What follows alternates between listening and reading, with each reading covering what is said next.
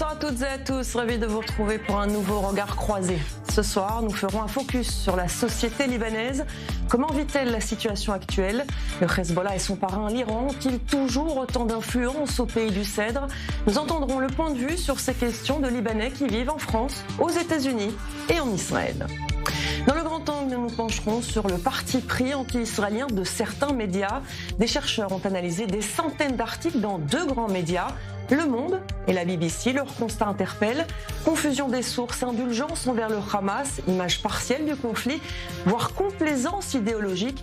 Enquête d'un regard croisé sur un traitement médiatique bien loin de la neutralité affichée. Enfin, dans le clin d'œil, nous évoquerons cette rencontre émouvante entre l'acteur américain Michael Rapaport et deux ex-otages et lui ont confié qu'ils les avaient aidés à garder le moral pendant leur captivité. Vous êtes prêts? C'est parti.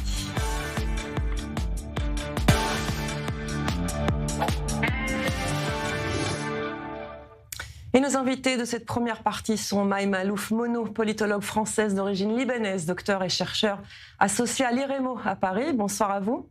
Bonsoir, merci pour votre invitation. Avec plaisir. Et Eddie Cohen, chercheur israélien d'origine libanaise également au centre Begin Sadat de l'université Bar-Ilan et spécialiste du monde arabe. Bonsoir à vous aussi, Eddie Cohen. Bonsoir.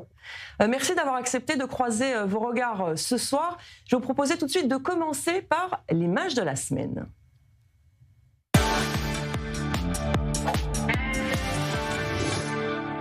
La visite du pape au Liban a fait la une des médias internationaux cette semaine. Il a rassemblé des dizaines de milliers de Libanais de toutes confessions et prié pour la paix au pays du Cèdre. Mais l'image qui a marqué l'équipe de Regards Croisés, c'est celle-ci. Regardez, plus de 3000 scouts d'Al-Mahdi, affiliés au Hezbollah, ont été mobilisés pour saluer le passage du pape à Beyrouth. C'est la première fois dans les visites relativement récentes des papes au Liban que le Hezbollah prend une telle initiative. Pour en parler, nous sommes en ligne avec Saïd Gattas, fondateur de l'association Sous le Cèdre, basée aux États-Unis. Bonsoir à vous. On a vu ces scouts du Hezbollah accueillir le pape. Selon la milice chiite, c'est un message d'unité et de paix. Quel est votre avis sur cette question? First of all, let's see, we need to know Hezbollah. Voyons, il faut connaître le Hezbollah. Si on connaît le Hezbollah, on sait ce qui est important pour ce mouvement. Hezbollah recherche maintenant à gagner du temps. Ils sont très affaiblis. Et ce qu'ils font maintenant, ils ne peuvent pas le faire parce qu'ils ne sont pas assez forts. Le Hezbollah n'a pas de pouvoir aujourd'hui. C'est la première fois qu'ils utilisent cette méthode. Et la chose importante, c'est que le Hezbollah est d'accord à la visite du pape au Liban parce qu'ils veulent gagner du temps. C'est pourquoi ce que nous avons vu au Liban, c'est de la propagande. C'est sympathique, exactement comme ils l'ont fait en Syrie quand ils sont allés à Maroula et en montrant que voilà, ils sont là pour sauver les enfants de Syrie. Quand on connaît le Hezbollah, ils sont les représentants de l'Iran. Et maintenant, ils sont faibles, ne peuvent plus combattre Israël et c'est pourquoi ils font de la propagande vers le monde, ils se montrent sous un jour sympathique, etc. Mais exploiter les enfants, c'est tout ce qui leur reste. Ils n'ont plus de soutien, beaucoup de gens ne peuvent pas parler parce qu'ils ont peur et maintenant on sait que le Hezbollah... Israël attaque chaque jour le Hezbollah, détruit leur commandement, leurs tunnels, et etc. Parce que le Hezbollah est très affaibli. Et cette propagande, nous connaissons le Hezbollah. Ils ont juste encore les réseaux sociaux et les journalistes qui parlent de leur gentillesse et leur sympathie. Mais le Hezbollah ne peuvent rien faire dans le sud. Ils ne peuvent pas laisser les gens rentrer chez eux. Et ils ont vu combien ils essaient encore de survivre. Ils essayent, c'est pas contre Israël, ils veulent survivre, ils veulent prendre le contrôle au Liban et surtout rester en place pour l'Iran et pour les négociations à l'avenir. Voilà ce que le Hezbollah essaye de faire maintenant. Il faut qu'il soit assis encore à table. Et c'est pourquoi ils veulent montrer aux gens qu'ils sont encore forts. Alors ils demandent à parler avec eux. Saïd Gattas, comment sortir le pays de la crise dans laquelle il se trouve et que peuvent faire surtout les Libanais de l'étranger? C'est mon idée. En fait, c'est assis sous l'arbre, sous les cèdres pour aller à la paix. Ça suffit la guerre, ça suffit les milices. C'est le temps de la paix qui vient. La différence entre le passé et aujourd'hui, c'est qu'aujourd'hui, nous sommes prêts à faire la paix. La paix avec Israël. Peu nous importe, plus de guerre, plus de combat. C'est pourquoi nous comprenons ce qui se passe au Liban. Nous n'attendons rien d'un gouvernement libanais parce que le gouvernement libanais est encore sous le contrôle du Hezbollah. Et cette fois-ci, par contre, je pense, Israël a pratiquement fait 80%. En liquidant 80% de la force du Hezbollah. Il reste 20%, c'est justement ce que je vous ai dit. Eh bien, il va falloir qu'on continue le travail. Ça suffit. Il ne faut pas permettre au Hezbollah de se reconstruire, en aucun cas. Nous travaillons avec le gouvernement américain, avec tous nos amis dans le monde, avec tous les Libanais, pour revenir, pour pouvoir rentrer à la maison. Pas seulement pour faire de l'argent, pas seulement pour nous amuser, mais pour rentrer à la maison et pour vivre au Liban librement, un Liban libre et plus fort avec une opposition et pour être au pouvoir, pour changer. Notre objectif, c'est de libérer le Liban de toutes les milices. Plus d'armes, juste l'armée libanaise.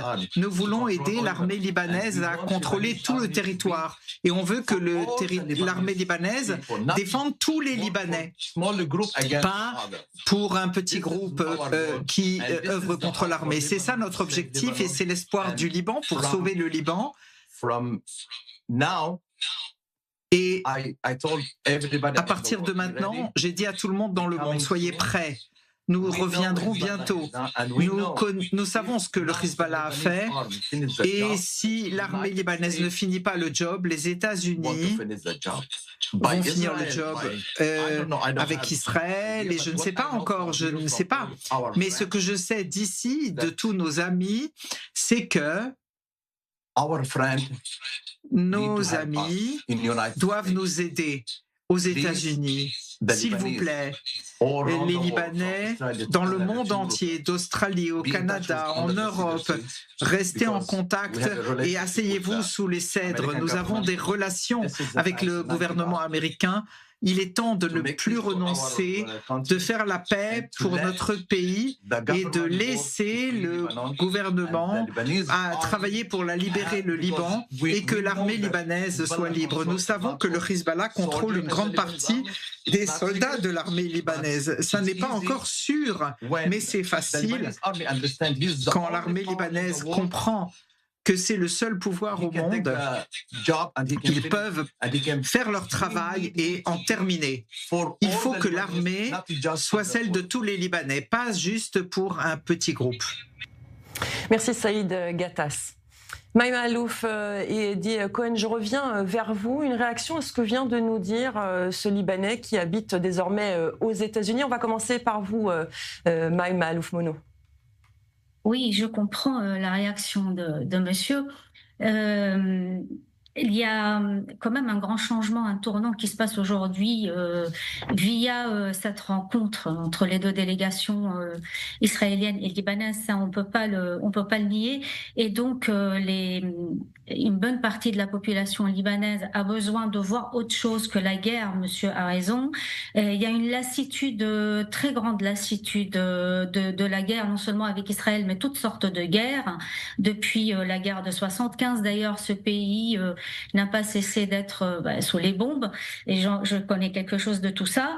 Alors, en ce qui concerne la situation actuelle par rapport au Hezbollah, dire que le Hezbollah n'a pas de pouvoir, c'est pas très pertinent à mon avis. Il faut nuancer le propos. Il en a encore, et les élections municipales qui ont eu lieu au mois de mai dernier, en fait, le prouvent.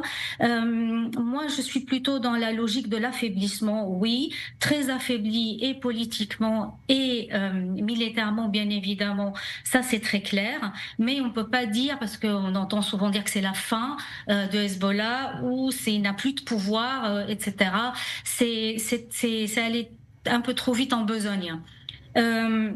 Alors, ce que disait évidemment monsieur tout à l'heure en disant que par rapport à la visite du pape, le Hezbollah utilise aujourd'hui une carte qu'il refusait d'utiliser avant, à savoir la carte diplomatique.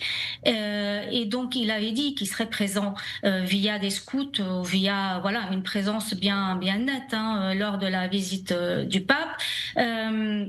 Donc, il essaye d'utiliser en fait la façon diplomatique. Alors, on peut comprendre évidemment la façon diplomatique comme une autre façon de faire la guerre autrement, pourquoi pas.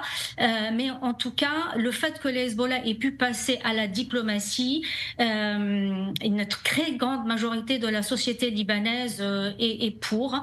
Et donc aujourd'hui, ils se sont aussi entre guillemets obligés de le faire parce qu'il n'a plus la possibilité, on va dire, le pouvoir militaire qu'il avait avant. Donc, il est obligé de suivre. Et la société libanaise aujourd'hui, pas aujourd'hui d'ailleurs, ça a commencé à changer bien avant la guerre de septembre dernier. Je peux revenir dessus si vous voulez tout à l'heure. Donc, est tout à fait en fait pour le fait de passer à autre chose. Alors justement, Eddie Cohen, Maï Malouf Mono parle d'une lassitude de la société libanaise. Je sais que vous êtes en contact avec des Libanais. Est-ce que c'est également ce que vous revient de ces témoignages? Écoutez, nous, on est 3 Libanais ici dans votre show, et tous les Libanais, aussi les chiites, ils ne veulent pas de Hezbollah. Ils veulent que l'armée libanaise soit le seul qui porte l'arme. Et écoutez, il y a 2 ans, tout le Liban, tous les Libanais, ils étaient otages avant la mort de Nasrallah. Après la mort de Nasrallah, tout a changé.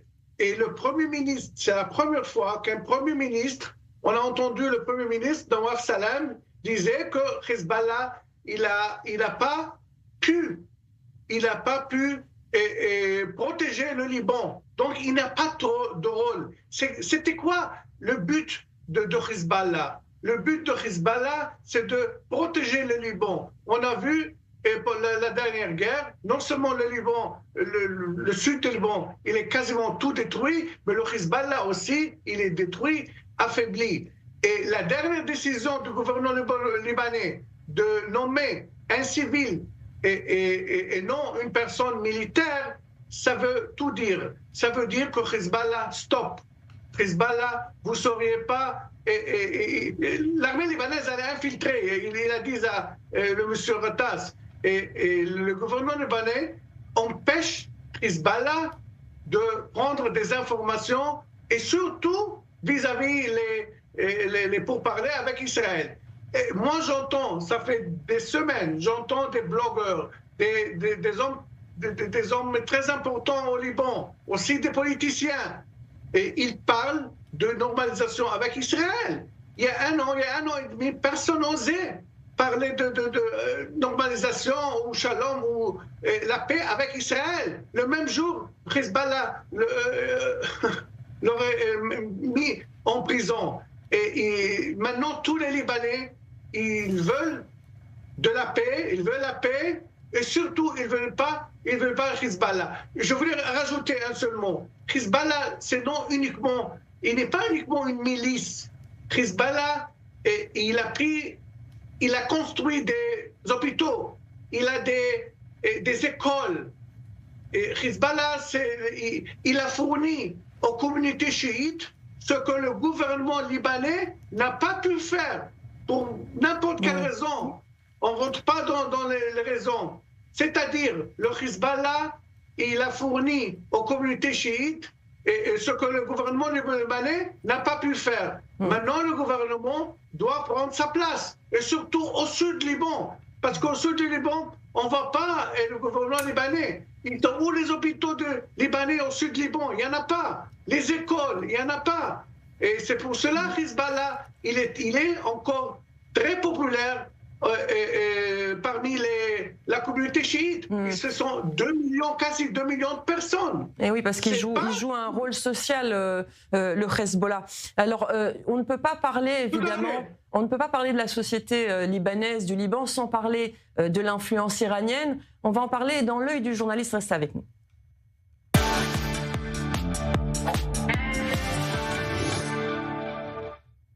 Et nous sommes en ligne avec le journaliste franco-iranien Nasser Etemadi. Bonsoir. Le ministre libanais des Affaires étrangères, Youssef Raji, a déclaré récemment que seul l'Iran peut décider du désarmement du Hezbollah.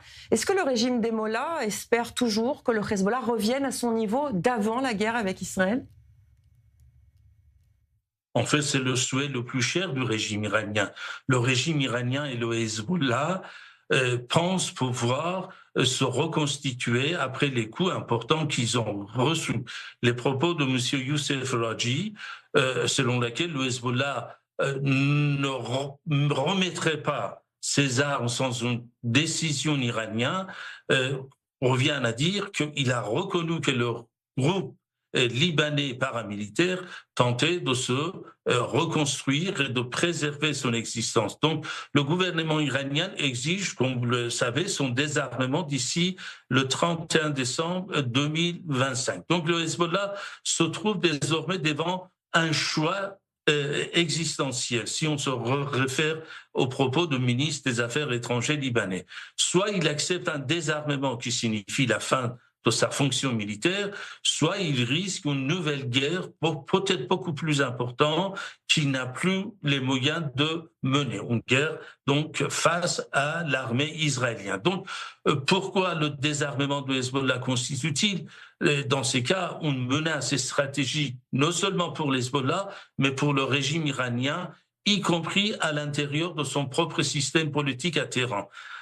À vrai dire, la remise en cause de la doctrine des guerres par procuration chez Ali Khamenei et inventée par lui sera définitivement écartée par le désarmement du Hezbollah si cela aura lieu. Donc, cela signifie également un recul majeur de la force Quds, non seulement au Liban, mais également dans les institutions politiques du régime iranien.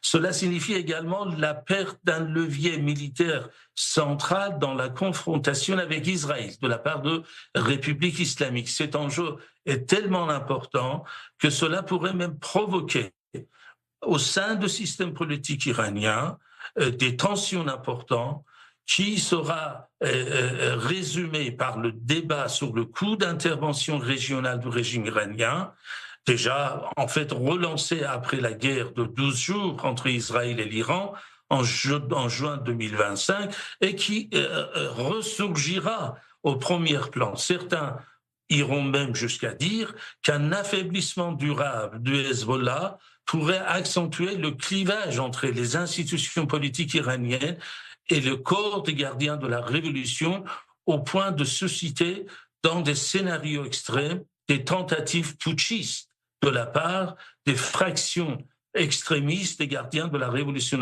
en Iran. Donc, dans cette perspective, le sort de Hezbollah et celui du régime iranien apparaissent étroitement liés l'un à l'autre. Merci beaucoup Nasser Etemadi d'avoir répondu à cette question sur i24 News. Maïm Alouf Mono et Eddie Cohen, je reviens vers vous. La vraie question, c'est de savoir si l'Iran, au-delà du Hezbollah, a encore du pouvoir au Liban et quelles sont les relations finalement entre les deux pays. Maïm Alouf Mono. Alors, au-delà du Hezbollah, non, ou beaucoup moins en tout cas. Donc l'Iran avait une influence au sein de la communauté chiite plus précisément. Il faut savoir que les partis politiques, par exemple le Parti patriotique, n'est-ce pas, le mouvement patriotique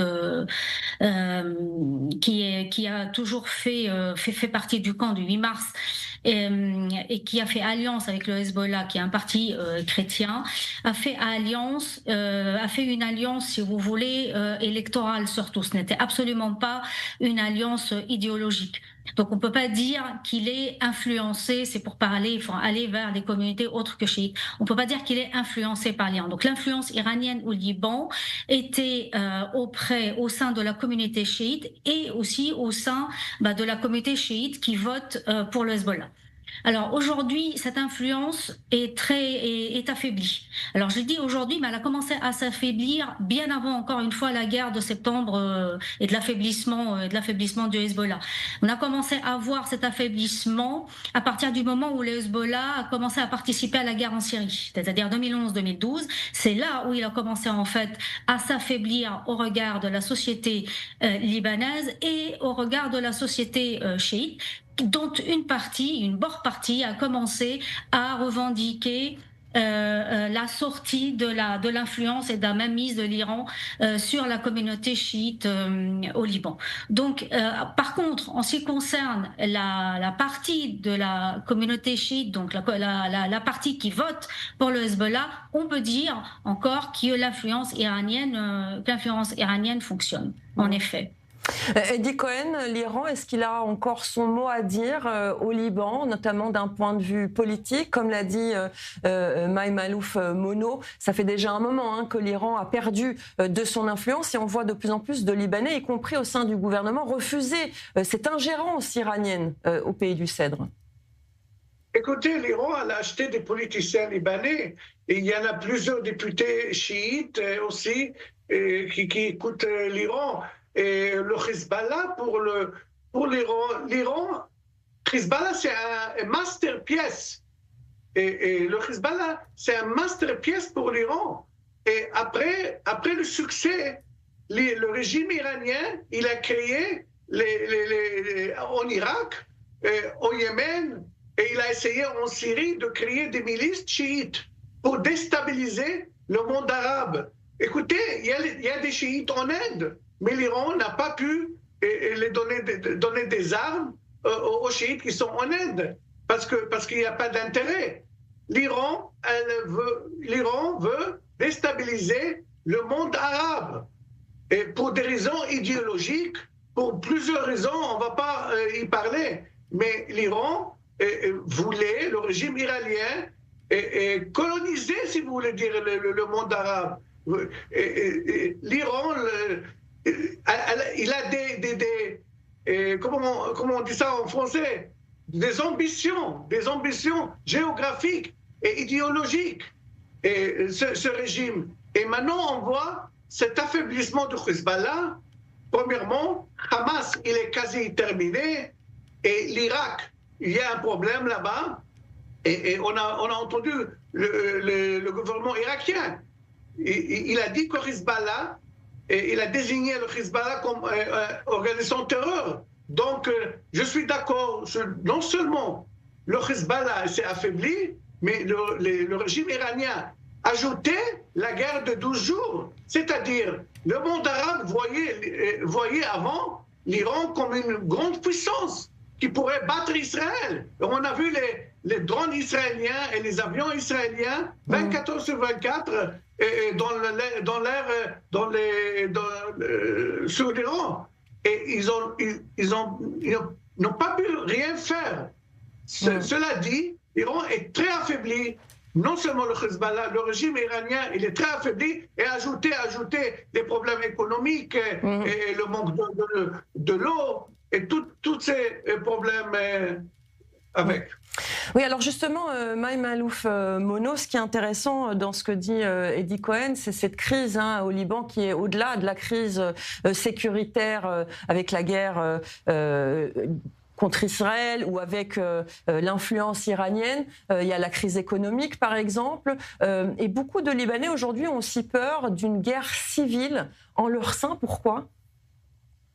Alors, cette guerre civile tourne autour du désarmement du Hezbollah, plus précisément en fait, pour l'instant, parce que comme on l'a dit, le gouvernement, c'est-à-dire le président de la République et son premier ministre, qui sont d'accord pour désarmer donc le Hezbollah, qui lui demande de désarmer avant la fin, avec évidemment la pression américaine, etc. derrière, qui lui demande de désarmer avant décembre, là, donc ce mois-ci. Mais le Hezbollah, en fait, en contrepartie, refuse, et il le dit très clairement dans ses discours: je ne déposerai pas les armes facilement. Et si vous voulez aller vers la guerre, le premier secrétaire d'Hezbollah le disait il y a quelques jours, et il le répète, qui veut l'entendre, si vous voulez aller vers vous voulez toucher à cette question du désarmement, il va y avoir du sang qui va couler, il va y avoir la guerre civile. Donc l'idée, évidemment, le pays vit une crise économique depuis maintenant plusieurs années, 2019-2020, une crise monétaire aussi assez grave. Donc la guerre civile tourne notamment autour de cette question. Et beaucoup disent, d'où l'intérêt en effet de passer à la question diplomatique dont je parlais tout à l'heure, beaucoup disent que cette problématique avec Israël et avec le Hezbollah doit passer par les canaux diplomatiques et pas par la guerre civile. Merci en tout cas à tous les deux, Edi Cohen et Maïma Alouf. Mono, le temps passe très vite en votre compagnie, c'était passionnant. Merci beaucoup. On marque une pause, on se retrouve juste après pour le grand angle de Regard Croisé.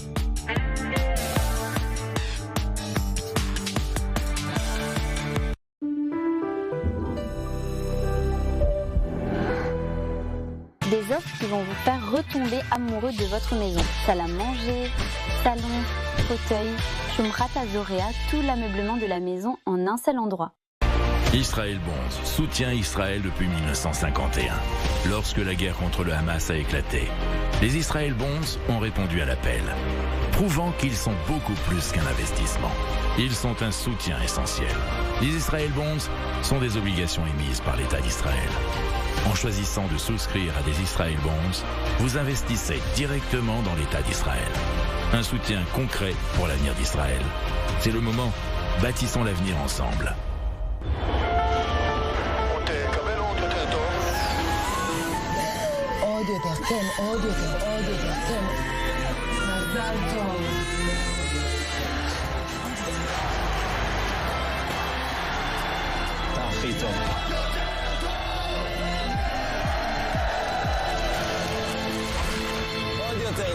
אלבר, רק את הטוב!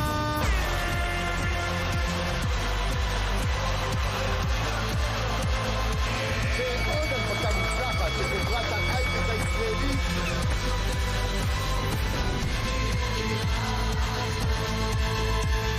עונה אצלו את העצב משה. גבירותיי ורבותיי, נחתנו זה עתה בזמן התעופה בן גוריון. ברוכים הבאים לישראל. Israël est fort et en pleine croissance. Maintenant, plus que jamais, c'est le moment de faire son aliyah.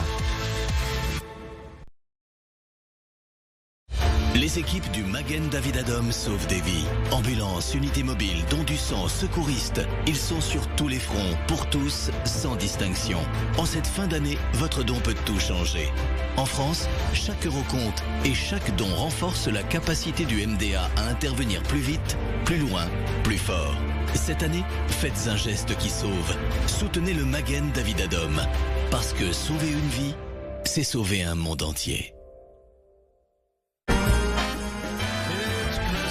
Time, love is in the air, need you more than ever.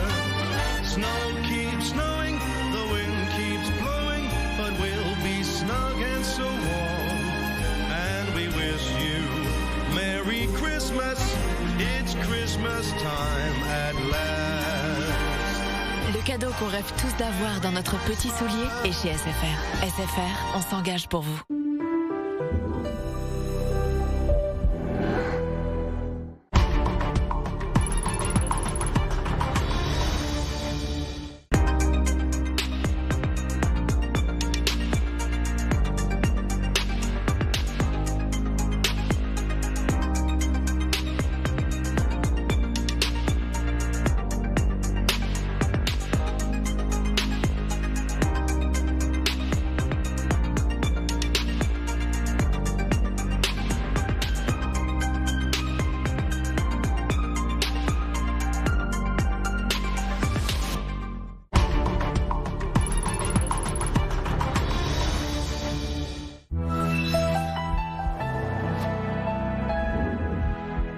Besoin d'être toujours connecté à l'actualité? Découvrez ou redécouvrez notre site i24news.tv. Retrouvez tous les articles, toutes les interviews et tous les lives à chaque instant sur notre site. Alors pourquoi attendre? Téléchargez dès maintenant l'application i24 News. Le cœur du nouveau Moyen-Orient, sur i24 News.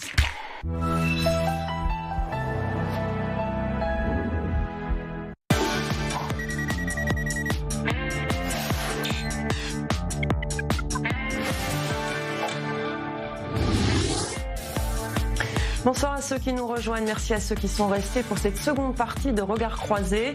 Nos invités sont Ruth Amossi, bonsoir. Bonsoir. Professeur émérite à l'Université de Tel Aviv, vous dirigez le groupe Hadar, analyse du discours, argumentation, rhétorique. Et depuis nos studios à Paris, Denis Oliven, bonsoir à vous aussi.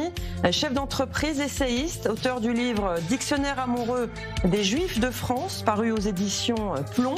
Vous serez d'ailleurs en Israël les 10 et 11 décembre pour parler justement de ces livres dans 2 conférences, l'une à l'Institut français de Tel Aviv, l'autre à celui de Haïfa. Merci à tous les deux d'avoir accepté de croiser vos regards ce soir, puisque nous allons parler ensemble du traitement de la guerre entre Israël et le Hamas dans certains médias internationaux. Israël qui fait face depuis longtemps à une couverture le plus souvent à charge, bien avant le 7 octobre 2023, mais force est de constater que le phénomène s'est encore amplifié, notamment dans le journal Le Monde ou à la télévision britannique BBC. C'est le grand angle de la semaine.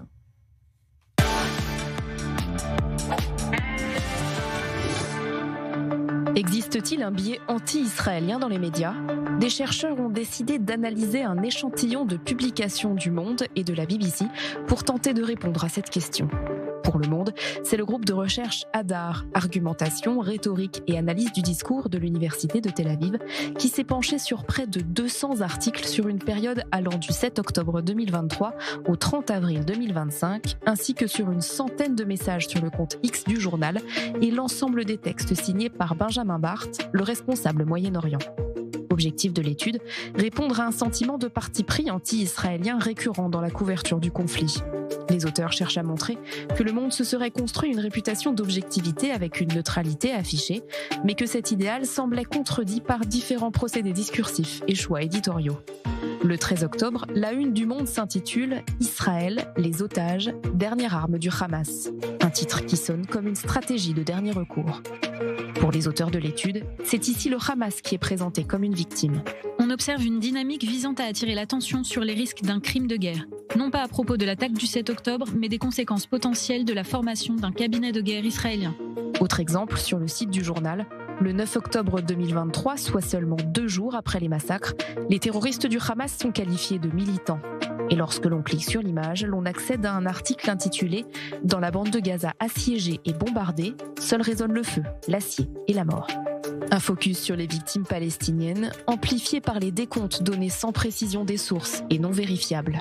Aucune distinction n'est faite entre victimes civiles et terroristes éliminés. Il a pourtant été prouvé à de nombreuses reprises que ces chiffres étaient donnés par le Hamas, d'ailleurs souvent désigné dans le journal comme une faction palestinienne et non comme un groupe terroriste. Selon les chercheurs, ce choix lexical peut induire l'idée que l'armée israélienne vise exclusivement des civils. En revanche, dans l'autre sens, la distinction est soulignée, comme le montre cet article du 6 juin 2024, qui présente Israël comme l'auteur d'un bombardement visant une école et affirme qu'au moins 37 personnes sont mortes, en majorité des femmes et des enfants.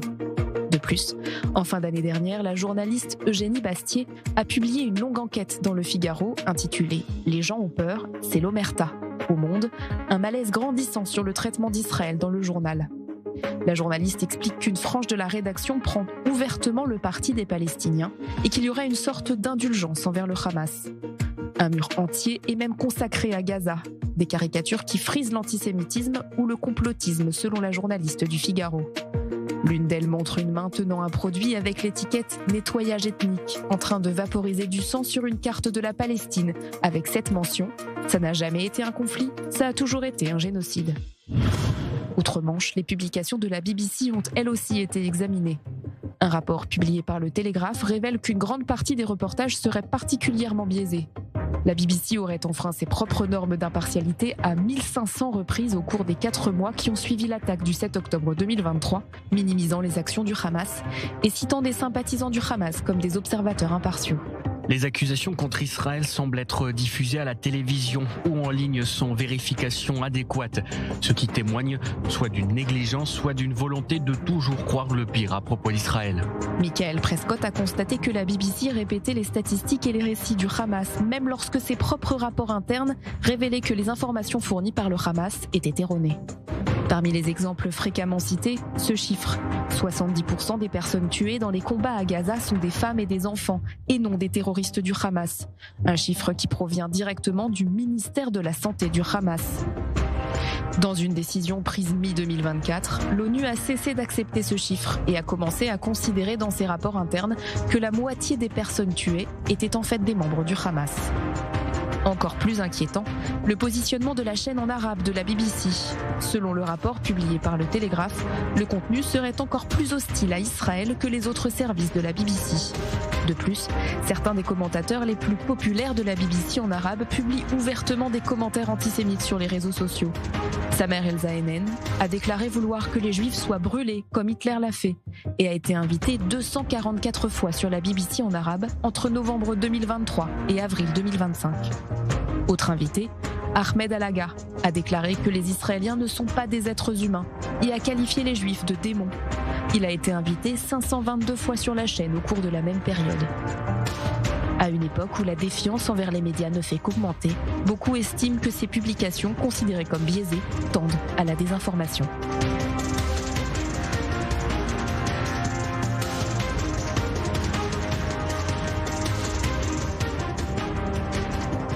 Voilà, donc des études concernant le journal Le Monde et la BBC. Je vais commencer avec vous, Denis Oliven.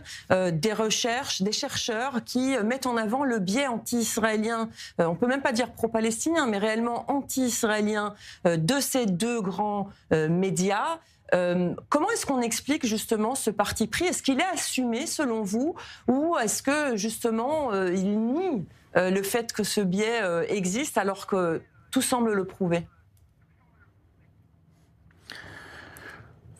Bon, il y a eu autour du journal que vous évoquez, du grand journal du soir parisien, des débats, y compris dans sa rédaction elle-même, comme vous l'avez évoqué dans le Figaro. Donc c'est un sujet de débat ici.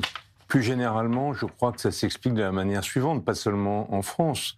Les journalistes ne sont pas indemnes de leur environnement, ils ne sont pas imperméables à leur environnement, ils ont souvent eux-mêmes des convictions, et je crois qu'il n'y a pas tellement de mystère sur le fait que les journalistes, en tout cas ceux du journal que vous avez évoqué, sont plutôt à gauche, et la gauche en Europe a été plutôt anti-israélienne au cours de ces derniers mois. Alors ensuite, normalement, il y a des cordes de rappel dans une rédaction, il y a des règles déontologiques, il y a des mécanismes de checks and balances, comme on dit en bon français, qui essayent d'éviter que les biais individuels des journalistes ne se retrouvent dans leurs articles. Je connais pas Le Monde, j'y travaille pas. Moi, je peux vous parler du journal dont je suis l'actionnaire, Libération, qui est lui aussi un journal de gauche, qui a été très fermement, clairement anti-Netanyahou.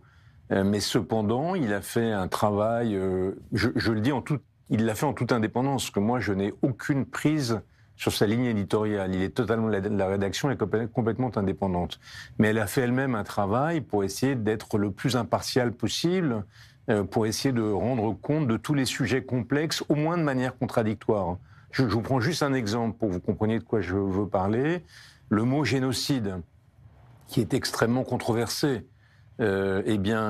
Chaque fois que Libération a évoqué le sujet du génocide, il l'a évoqué de manière contradictoire en donnant les points de vue de ceux qui considèrent qu'il y a un génocide et de ceux qui considèrent que cette appellation est injustifiée. Et je pourrais multiplier les exemples. Donc je crois que les biais des journalistes, c'est absolument incontournable. Ensuite, les journaux ont plus ou moins de mécanismes déontologiques internes qui évite que ces biens se retrouvent dans les journaux et pour faire en sorte que le contradictoire soit respecté et que la religion des faits soit primordiale.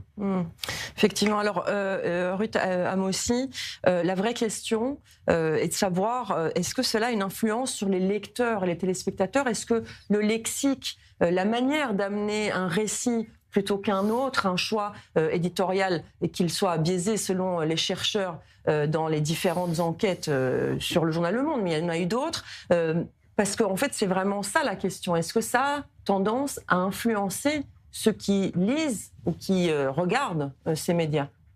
Bon, tout d'abord, ça a d'autant plus tendance à influencer que le biais n'est pas évident, qu'il n'y a pas de parti pris déclaré. Et c'est un petit peu là-dessus qu'a travaillé cette équipe de Hadar à partir de ce que j'appelle moi la dimension argumentative des textes, c'est-à-dire qu'il n'y a pas un but de persuasion déclaré.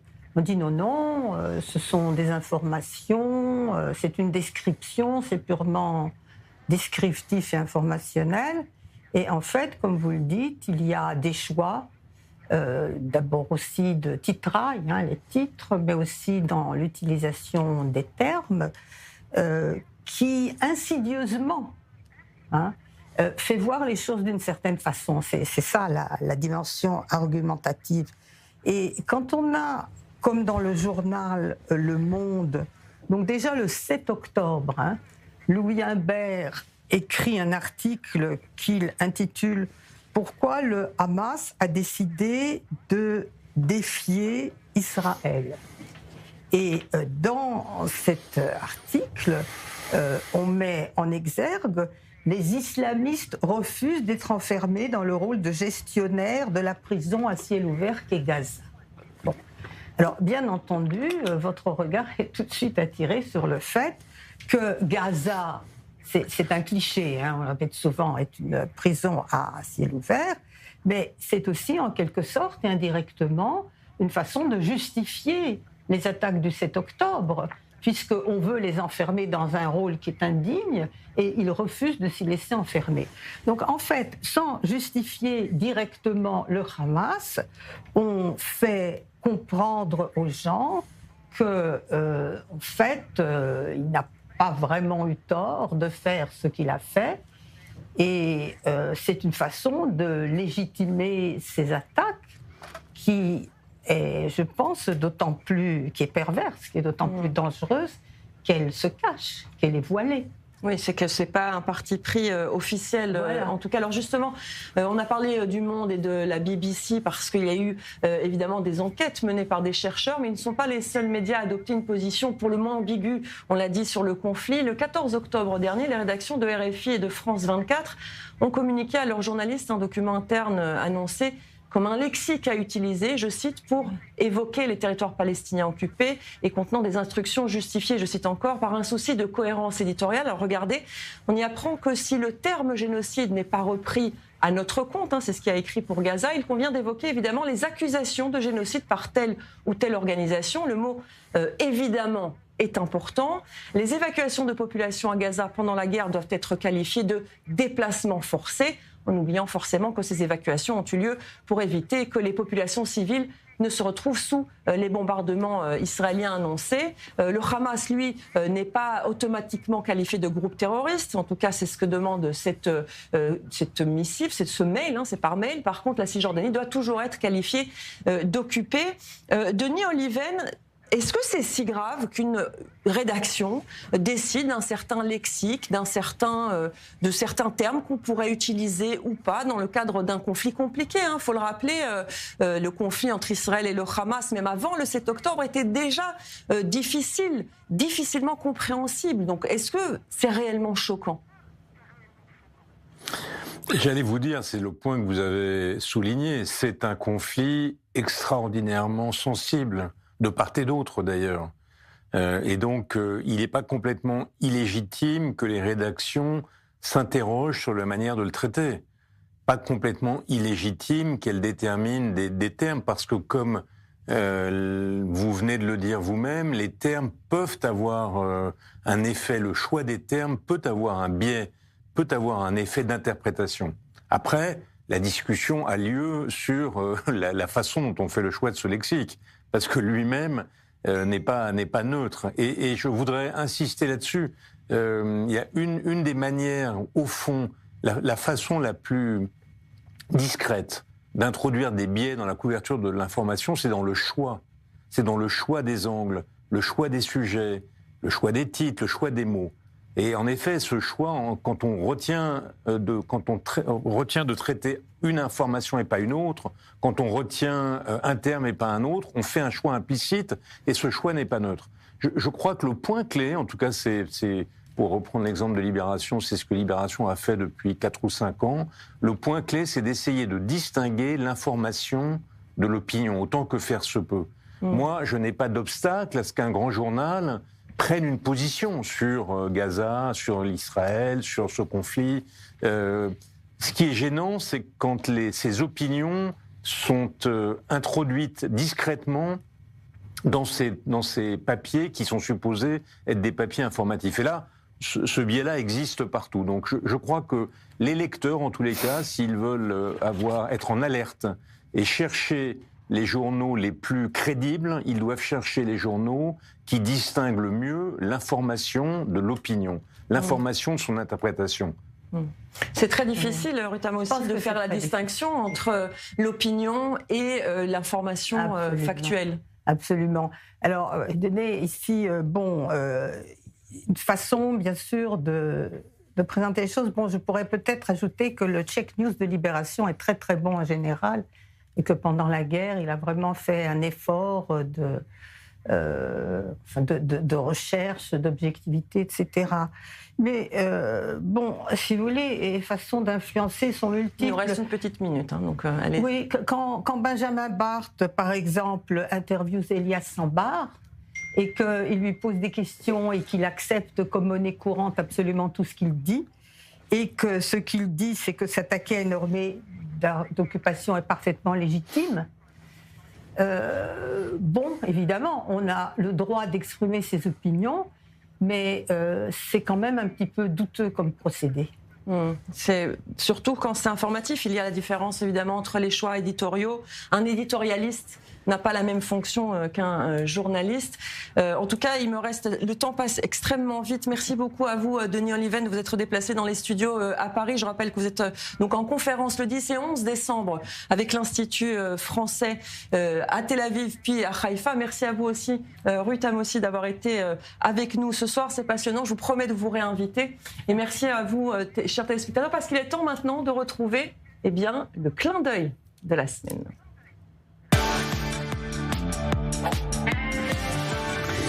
Déborah Benayoun, bonsoir. Dans le clin d'œil de cette semaine, vous avez choisi de nous parler d'un moment tout en émotion. Oui, Mary, effectivement, il s'agit donc de cette rencontre tout en émotion entre Michael Rapaport, l'acteur américain, et 2 ex-otages. Évidemment, on adore ces moments d'émotion, mais on a voulu surtout vous parler de celui-ci en particulier, parce que Michael Rapaport, donc acteur américain très engagé pour le retour des otages et pour défendre Israël également depuis le début de la guerre, a rencontré les ex-otages Émilie Damari et Romy Gonen également à distance. Noa Tishby, actrice israélienne, elle aussi très engagée pour la défense des Juifs, même bien avant la guerre et encore plus depuis le 7 octobre, a donc expliqué à Michael Rapaport à quel point il a joué un rôle important, très important même, dans la captivité de Romy Gonen et Émilie Damari. Je vous propose d'écouter un extrait de leur rencontre. You gave them joy in captivity. She was imitating you and making Romy laugh. They were sitting around and making each other laugh, imitating you. So nice to meet you. This is Romy. Romy is here on FaceTime. How are you? Oh my God. We saw you in news. In captivity, while in captivity. Oh my God, Donald from and he say, I'm the most Bulgarian actress in the industry. And I was like doing it all the time in captivity. Are you serious? Yes. That's crazy. Alors, vous l'avez entendu, l'acteur américain Michael Rapaport, qui joue dans la série Prison Break, a finalement inspiré Émilie Damaris, ce qui lui a permis de tenir en captivité et de faire rire Romy Gonen, évidemment des moments qui ne s'oublient pas. Et puis ces retrouvailles finalement d'une certaine manière sont encore plus émouvantes, on le sent d'ailleurs dans la vidéo. On l'a vu, Michael Rapaport est très engagé pour les otages, d'une certaine manière avec cette rencontre entre lui et les ex-otages à qui il a apporté du réconfort sans même en avoir conscience pendant leur captivité. Et bien d'une certaine manière on peut dire que la boucle est bouclée. Merci beaucoup Déborah Benayoun. Et justement, avec moi en plateau, j'ai le plaisir d'accueillir l'acteur américain et réalisateur Michael Rapaport. Bonsoir. Merci d'avoir accepté de venir alors que vous êtes de passage en Israël. Racontez-nous cette rencontre entre vous, Émilie Damaris, et ce qu'elle vous a raconté. Cela a été impromptu, c'était une surprise, ça a été très émouvant. Vous savez, se battre et prier et crier et hurler pour ces personnes et tout à coup les voir sur leurs deux jambes, ça a été comme un rêve qui se réalise. Et en fait, ça a été tout particulier parce qu'elle m'a dit qu'elle m'avait vu pendant qu'elle était détenue. Et le fait que j'ai pu leur donner ne serait-ce qu'une seconde de joie, c'était énorme pour moi. Et c'est tout ce que je voulais, c'était de les revoir à la maison. Et c'est ce que nous voulions tous, c'est qu'elles rentrent enfin à la maison. Et c'était énorme, c'était vraiment un moment très, très, très, très spécial. Ce qui est émouvant quand on l'entend, c'est que vous l'avez aidé, sans le savoir finalement, à tenir le coup et à aider quelqu'un d'autre qui était avec elle en captivité. Oui, comme je l'ai dit, ça a été une surprise énorme. Je n'aurais jamais pensé que quiconque aurait vu quelqu'un d'entre nous et me voir moi, mais même pas. Ça a été vraiment extraordinaire. Ça a été vraiment formidable, un miracle. Et je l'ai rencontré à New York et voir Romy et les voir sourire, c'était vraiment tout ce que nous voulions tous. Tout le monde s'est battu pour cela, pour les libérer. Et pendant que les soldats de Tsahal se battaient et pendant que nous hurlions de les libérer, et on a perdu d'autres personnes, j'en suis bien conscient, et c'est tellement d'énormes tragédies qui ont été vécues. Et donc cet instant-là était un instant très particulier pour moi, une expérience unique. Alors vous êtes de nouveau en Israël, il y a une raison précise pour laquelle vous êtes de nouveau en voyage ici ? Je suis en Israël, c'est la première fois que je suis venu ici depuis qu'il n'y a plus la guerre. Alors ça me fait très plaisir. En fait, je suis aussi en train de faire un film sur mon expérience qui s'appelle « Est-ce que je suis déjà cancellé ?» C'est un documentaire que je suis passionné de faire. Et puis je rencontre des gens ici, vous savez, ça fait depuis 55 ans, 53 ans, j'étais pas venu. En fait, je veux qu'Israël soit ma deuxième maison. C'est tout. J'aime les gens ici. Je veux voir un peu les gens et j'espère qu'ils vont mieux et que les choses vont commencer à aller mieux. Alors justement, est-ce que vous avez senti qu'une atmosphère était un peu différente maintenant qu'il y a un cessez-le-feu et qu'il n'y a plus d'otages vivants dans la bande de Gaza ? Oui, je sens en effet que l'atmosphère est un peu différente. Elle est moins tendue, elle est moins stressée. On ne court pas aux abris toutes les 5 minutes. Et je sens que les gens commencent à retrouver un peu d'espoir et de soulagement. Je vois ce qui s'est passé, je vois que certaines choses ne peuvent pas encore changer, mais c'est quand même différent. Être ici pendant la guerre, c'était complètement fou. Et comme je l'ai dit, je veux voir Israël souverain, je veux voir Israël florissant, je veux voir les gens d'Israël, le peuple juif, capable de se remettre enfin. Il nous reste une petite minute. Depuis le 7 octobre, vous avez été un ambassadeur véritable d'Israël. Est-ce que depuis le cessez-le-feu, vous sentez que les choses se calment un peu aux États-Unis ? Écoutez, c'est étrange parce qu'aux États-Unis, je sens que l'antisémitisme est devenu totalement normalisé et c'est répugnant, c'est inacceptable. Et Je ne sais pas pourquoi et comment on en est arrivé là, mais attaquer, molester, protester, manifester en face des synagogues, je sais que c'est pareil en France, mais je ne peux parler que de mon propre pays. C'est vraiment intolérable. Vous ne pouvez pas le faire pour les LGBTQ, pour les grands, pour les noirs, pour les petits, pour les gens qui ne sont pas intelligents. Vous pouvez seulement protester contre les juifs à haute voix et appeler à l'intifada dans la ville de New York. C'est monstrueux, c'est inacceptable et j'espère et je prie pour que les choses vont changer parce que vraiment, on est les seuls qui restent où on peut faire. En tout cas, vous êtes ici chez vous aussi. Vous l'avez dit, vous vouliez qu'Israël soit une deuxième maison. En tout cas, en Israël, les gens vous aiment et vous êtes toujours évidemment le bienvenu. Merci d'être passé par i24 News. Merci beaucoup. J'aime i24 et j'apprécie beaucoup d'être ici. Merci. Regard croisé, c'est terminé pour cette semaine. Merci d'avoir partagé cette... Merci à tous ceux qui œuvrent devant et derrière la caméra et qui ont rendu cette émission possible. Dans quelques instants, le journal d'information. Quant à moi, je vous donne rendez-vous la semaine prochaine pour Regard croisé, même heure, même antenne. En attendant, prenez soin de vous et de ceux que vous aimez. Bonne soirée sur i24 News.